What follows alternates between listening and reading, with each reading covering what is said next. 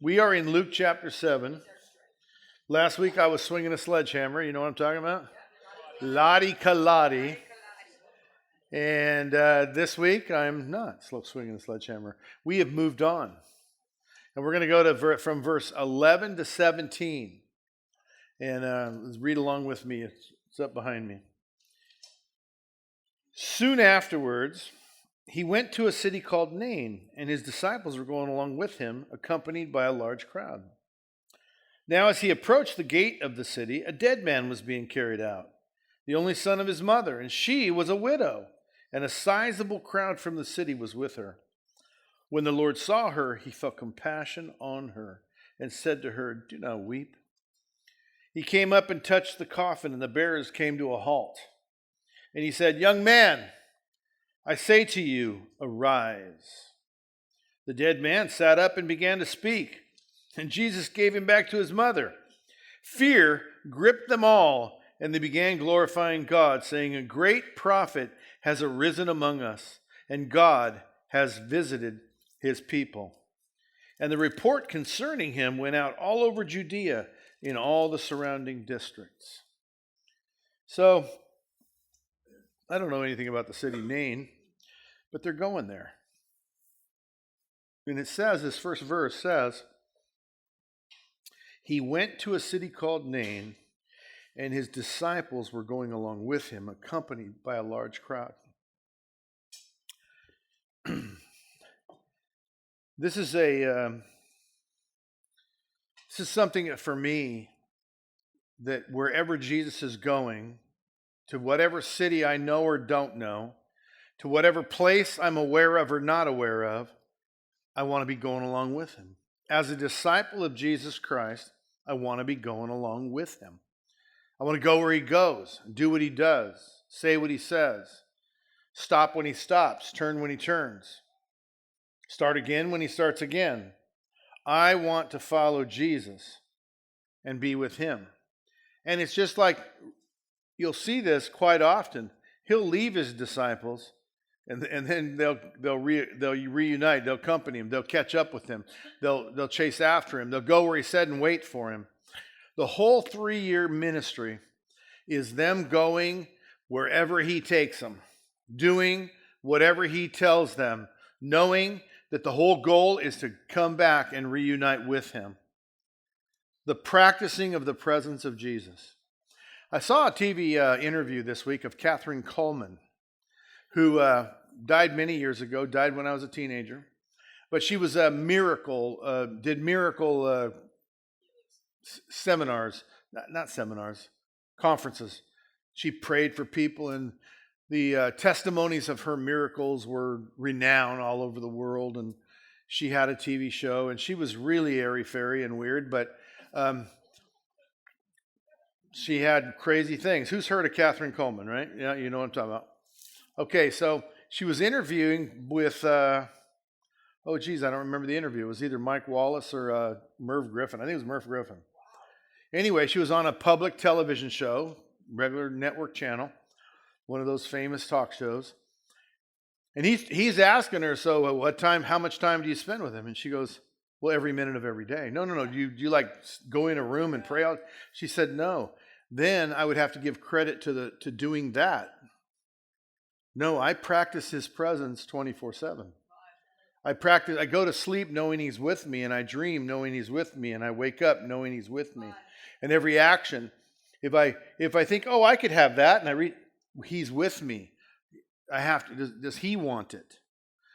What I take into my life belongs to him, and following Jesus. So she used that word, and it shocked me. She said, practicing the presence of Jesus. This is something I've done. I've taught all my Christian life, is this practicing the presence of Jesus. They were accompanying him. They following him. They're going where he's going, to a city called Nain.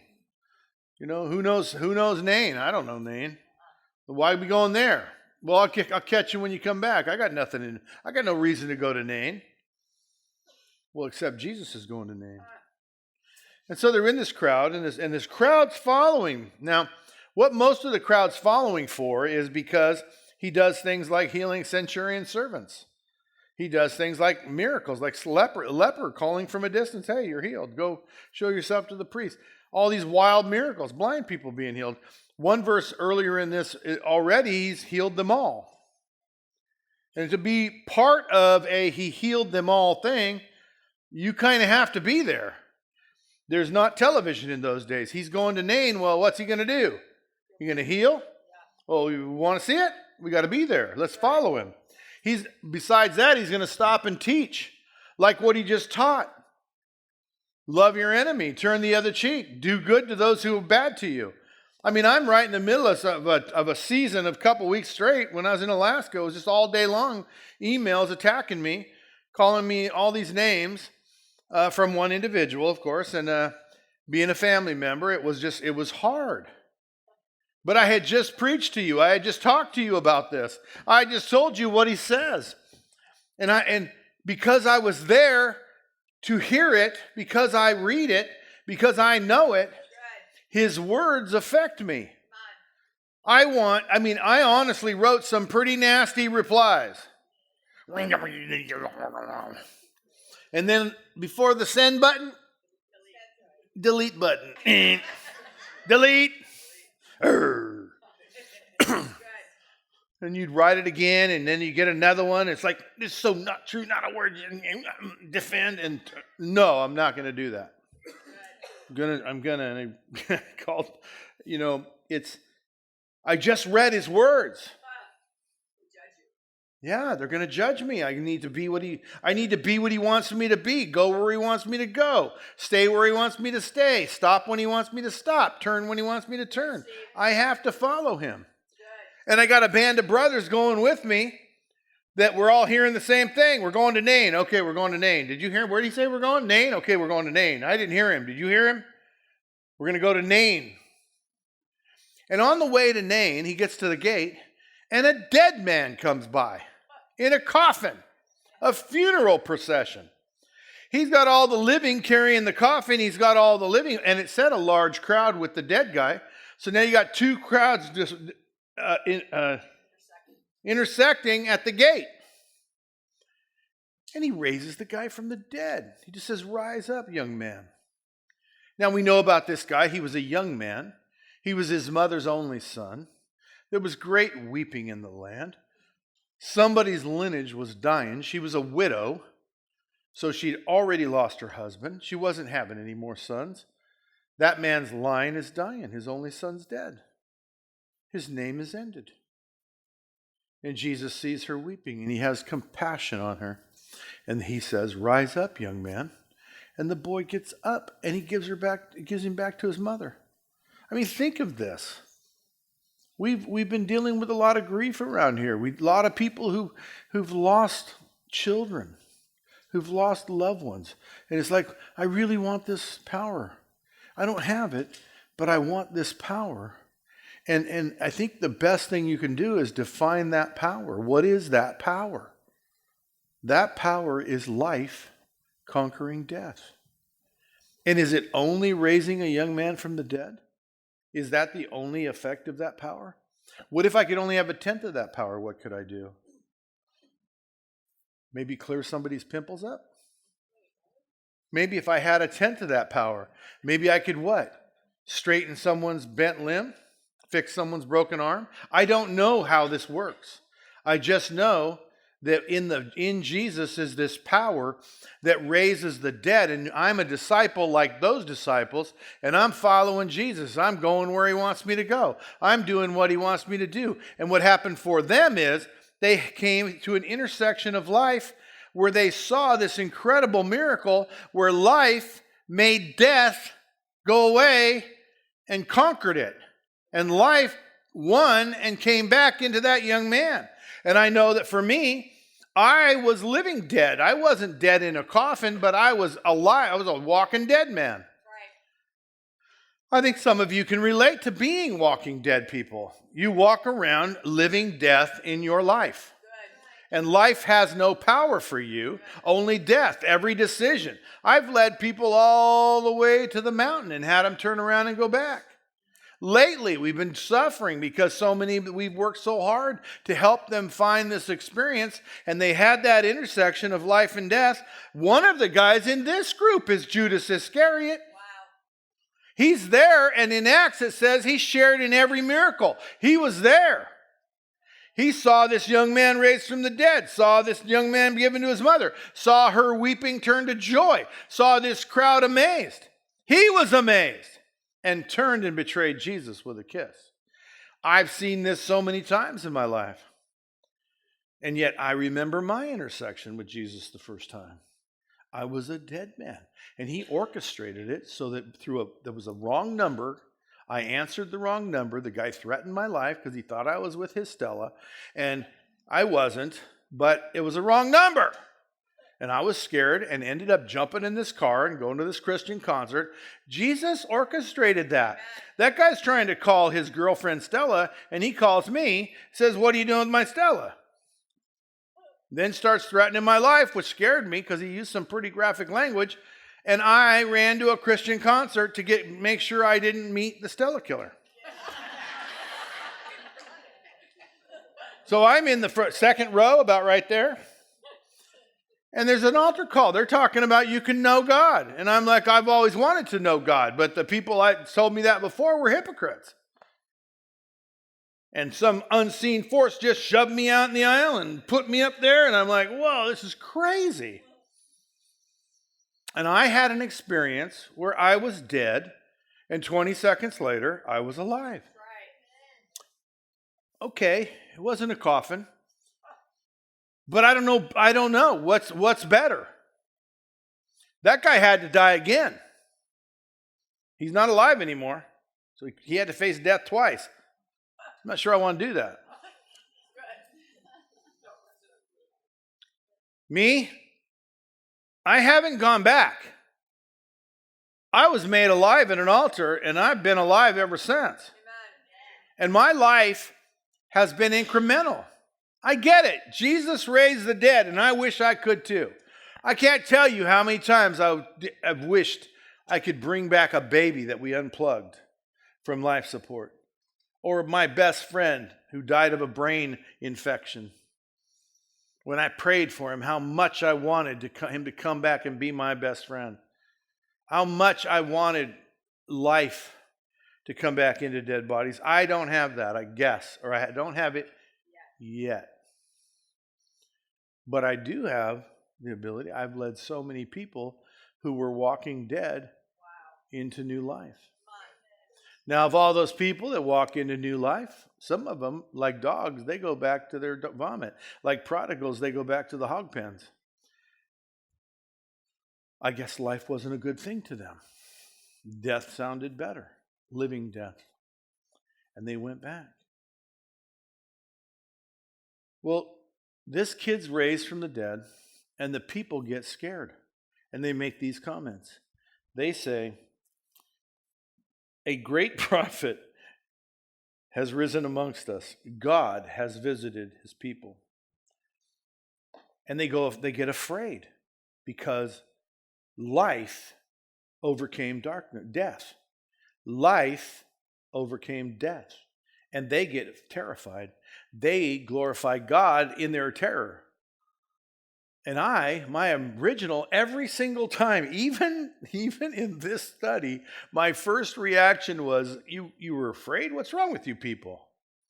Then I realized, wait a minute. When I encounter God on a level that raises the dead, I get kind of scared. I've been in a place where his holiness has descended on the room. And not a single human being would stand. There was no talking about dinner. The service was over and it descended. Place when nobody was talking about, I got to get home, or what's happening with the children. Nobody, not a single soul. Everybody was feeling like, I shouldn't survive this. His holiness is here. I am so unholy. We just sang a bunch of songs, and when one of them was like, we said the word holy, holy, holy so many times.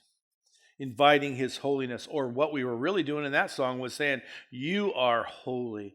But what I just kept thinking about when we were singing that song was, we're saying that, but we have no idea what holy means.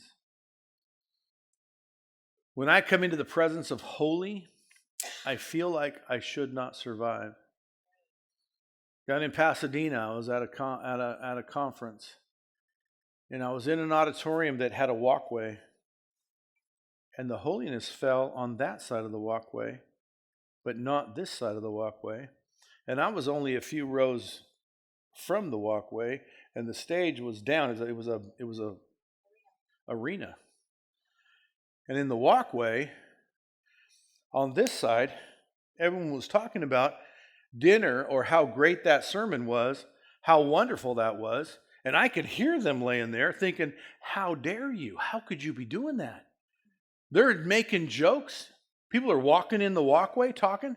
Everyone from the walkway down was laying like cordwood in the aisles, moaning and wailing for fear that the holiness of God would continue to increase and just ravage our unholy bodies and our unholy thoughts and minds. You stand next to a plum stick and you say, hey, I'm straight, man, I'm straight. And you get next to Jesus, who's the plumb line, and you're going to look super crooked. You are not as plumb as you think you are. When you sit next to the purity of God's holiness, you're not as pure as you think you are. And I know there's got to be levels of purity because the righteousness of Christ is mine as a gift. The holiness of God is mine that comes with Jesus living inside of me. But yet there's still inside of me. It's still me. And so when we have this following Jesus, remember what we're doing, following Jesus, because he's going to Nain, I'm going to Nain. Right. We have an intersection with life conquers death, a miracle that is like unheard of. No such thing. The boy's dead. He's been dead long enough to be in a coffin. He's being carried to the cemetery. And he sits up in the coffin.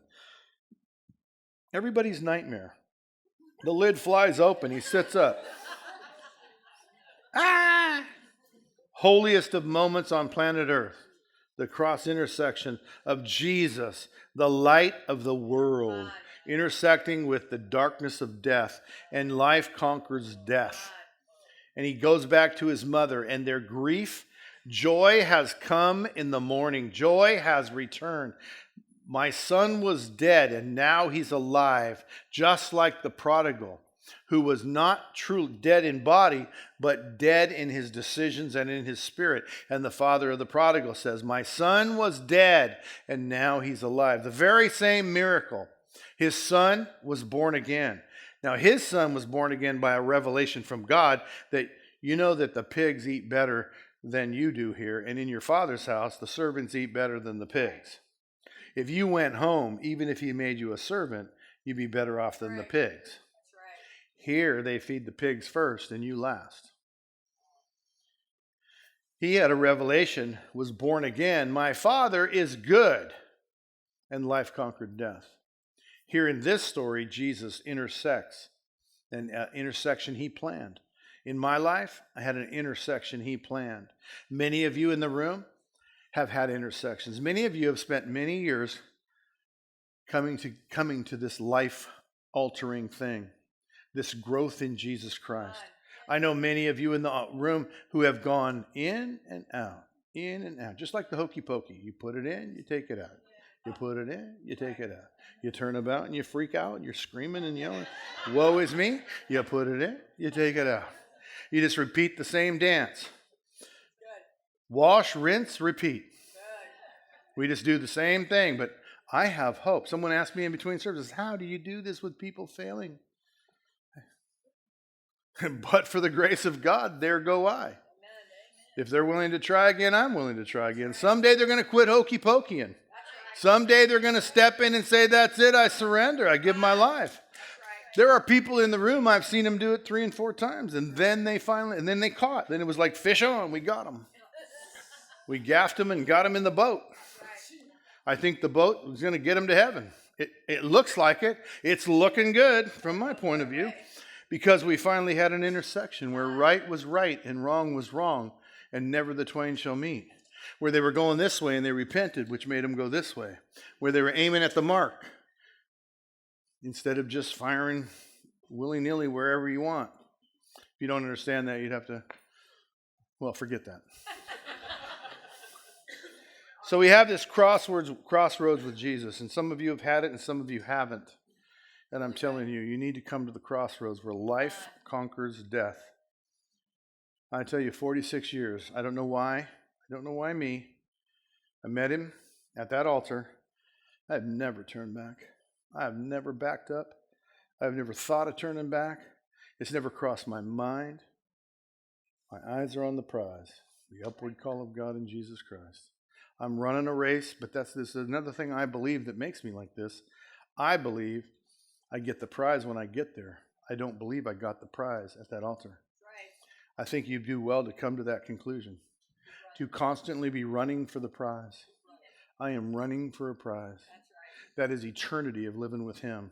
And it all happened, this revelation that he's real, he loves me. Here's the big one. He didn't reject me. I mean, that's the biggest one for me. Amen. I got rejected so much. He didn't. Of all the people that rejected me, almost none of them should have. I was a sweet little boy who became a really angry man. He should have rejected me because he met the angry man. They rejected the sweet boy. You understand what I'm talking about? Some of you know exactly what I'm talking about. You ran across these people. And so I was miserable. And I came to an intersection with Jesus Christ.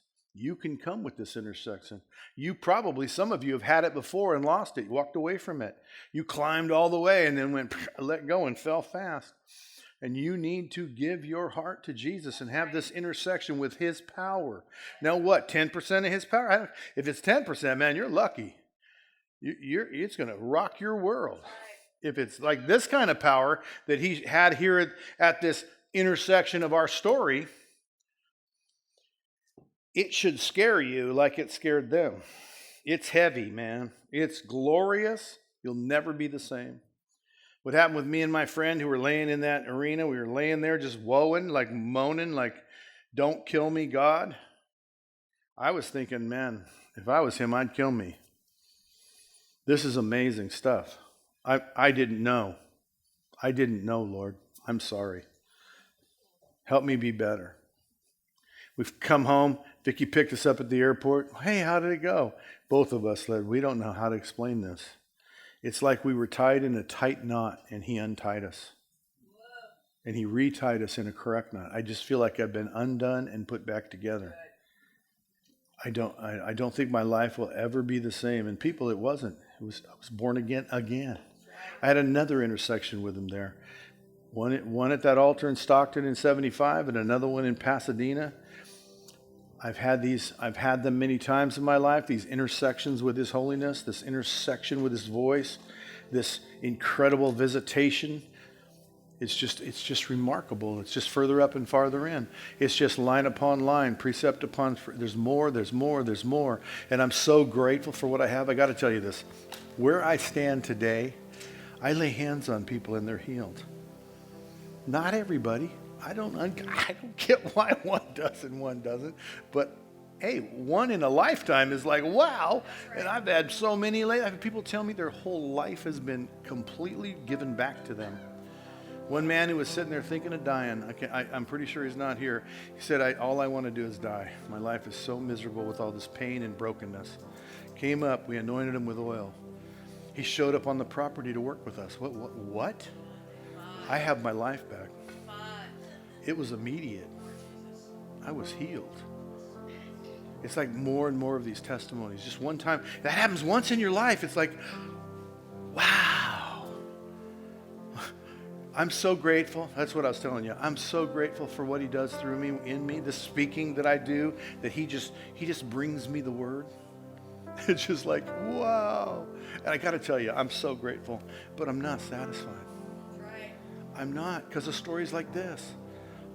I want this. I want to raise. I don't care about raising the dead because I'm not sure that's doing them a favor, unless they're not saved, and then it gives them more time to be saved. But you follow me? Who would want to come back from heaven to live here? They should wake up and be mad at me. What did you do? But the point was this. I'm so grateful. I'm so grateful for who he's been in my life. I am on the way. I'm eye on the prize. I am after him all my life. I'm one of these disciples. He's going to Nain. I'm going to Nain. He's going to Oroville. I'm going to Oroville. He tells me stay put. I'm staying put. He says start a church. I say I don't want to start a church. He says start a church. I say yes, sir. We're starting a church. I want you to do this. Oh, no one's going to like that. Well, I like that. Well, I want to make you like that. Okay, we're going to do what you like. I'm not kidding. I'm so grateful. But I want more. I'm sorry. Am I a gluttonous person? I don't know. I'm gluttonous for his power. I'm gluttonous for his love. I don't know if the word gluttonous is the right word. It's probably not. I am just hungry for his love, for his presence, for his power. I want more. I want to be able. My friend killed himself the other day over there, and just such a precious man to me, and such a treasure to me, and I loved him so dearly, and he just went and killed himself. He didn't show up. I said, I'll meet you here. He didn't show up. He just went and killed himself instead. It's like, I want to be able to intersect. I want to bring the intersection to him of your light to him, of your love to him, so that I can rebuke these demons that are speaking to him. I want the one-step program. I don't want 12-step programs. I want to boom and be delivered. That's what happened for me. I want that. I want to lead people to Jesus. Tell them about Jesus and they run to him. Show them Jesus and they would never reject him if they could see him. I want more. Whatever power, whatever percentage it takes, I don't care. Just give me more. I'm after it every day. I'm hungry for it all my life. There's an intersection with Jesus Christ. The disciples who go to Nain with him, they're going to see it. Disciples who go with him, do what he says. Go with him. In this case today, it's Arizona. They got an intersection in Arizona with him. He says he's going to Arizona, we're going with him. His plan for me is going to Arizona, I'm going with him. I'll tell you tomorrow, I'm going to Arizona if that's what he tells me. If he says, I'm going, come with me, I'm going with him. Right now, I have no plans for leaving Oroville or ever leaving this pulpit because this is where he's at telling me to be here. You follow me? Because I'm after him, not me. I'm all for him and he's all for you, which makes me all for you. You get it? A selfish man sees Jesus all for you. I'm following him. Put up my selfishness, put it aside. I just got to get rid of it because I got to be like him. And if I'm like him, you can be like him. If I can lay hands on the sick, you can lay hands on the sick. If I can see life conquer death, which there's a lot of death around us. Oh my gosh, there's a lot of death. We are living in a season of hate and division. We need love. There's a lot of life in love. And we can bring life to death and conquer it. I'm telling you. Are you hearing me, people? Am I getting this across? Is it confusing? There's subjects like holiness and following and in the intersection. Are you following me? I'm telling you, we're on a journey, and wherever he's going, we need to go. Whatever he's doing, we need to do. Can't be about money. Can't be about health. Can't be about education. Can't be about government. Can't be about countries and borders. It's got to be where you're going, I'm going. What you're doing, I'm doing. That's my life. All that I have is yours. And I want all that you have. And that's what he promised. Join heir in Jesus. And he intersects this kid and he raises him from the dead. It's just like, wow, he intersected me as a kid and raised me from the dead. Have I said it enough? I've repeated myself a couple of times. Just a couple. It's how I believe it's supposed to be. You got to repeat yourself. People got to hear it over and over. This last sermon, he told us what we're supposed to do. Now he's demonstrating how that works, how we do it. We follow him. We go after him. He's going to take us where we need to be. He's going to give us what we need to succeed. We're going to lay our hands on the sick. We're going to speak the words of truth. We're going to tell it like it is. We're going to be lights on a hill. We're going to put our light out to shine, and men are going to come to it. And we're going to tell them, follow me. I'll show you how to be like him. Thanks Thanks for watching the Father's House Orville YouTube channel, but don't stop there. We'd love you to subscribe to our channel so that you never miss a live service or a video. Help us spread the message of Jesus by sharing this video with your friends. You can also support the Father's House financially by clicking the Give button. Thanks again for watching today, and we hope to see you again soon.